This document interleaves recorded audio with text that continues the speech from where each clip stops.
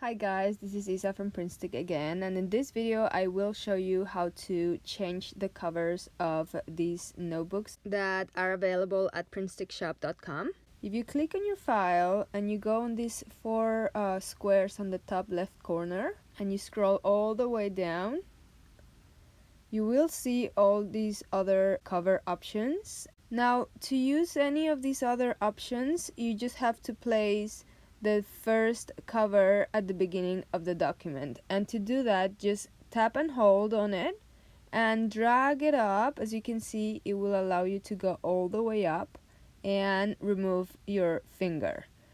Then if you want, you can keep this cover all the way at the bottom.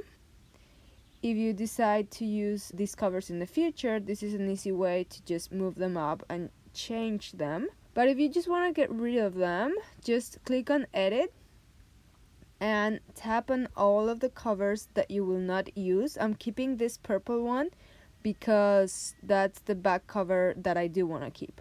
And then tap on the rest and hit on trash, move pages to trash, hit done, and that's it. Now your planner has the cover that you selected. So when you go back here, as you can see, now the cover turned purple.